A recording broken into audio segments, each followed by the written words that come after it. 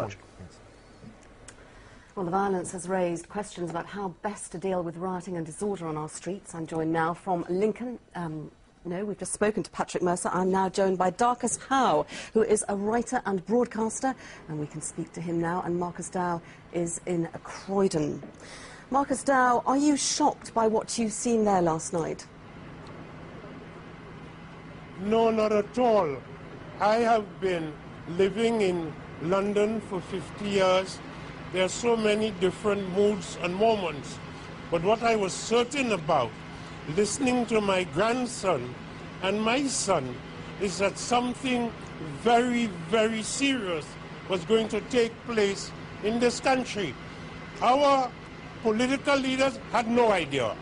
The police had no idea. But if you looked at young blacks and young whites with a discerning eye and a careful hearing, they have been telling us, and we would not listen, that what is happening in this country to them is Mr. wrong. Howe, if I can just stop you, Mr. Howe, for a moment. You say you're not shocked. Does this mean that you condone what happened in your community last night? I condone, of course not. What I'm going to condone it for, what I'm concerned about more than anything else, there is a young man called Mark Duggan. He has parents, he has brothers, he has sisters, and few yards away from where he lives, a police officer blew his head off. Well, Mr. Howe, we have to...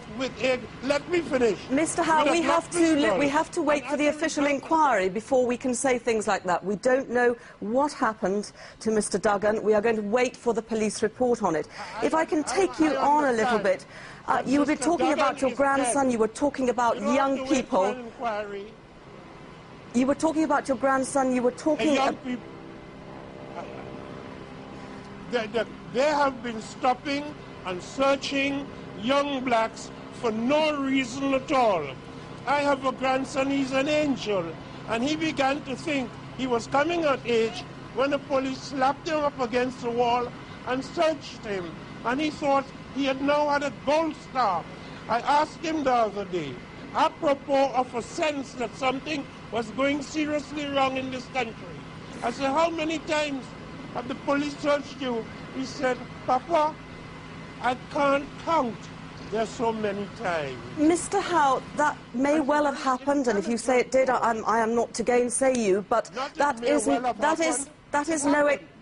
not an excuse to go out rioting and cause the sort of damage that we have been seeing over the last few days. Where were you in 1981 in Brixton? Mr. Howe, I don't call it rioting, I call it an insurrection of the masses of the people. It is happening in Syria, it is happening in Clapham, it's happening in Liverpool, it's happening in Port-of-Spain, Trinidad, and that is the nature of the historical moment. Mr. Howe, Mr. Howe, if I can just ask you, you are not a stranger to riots yourself, I understand, are you? You have taken part in them yourself. I have never taken part in a single riot.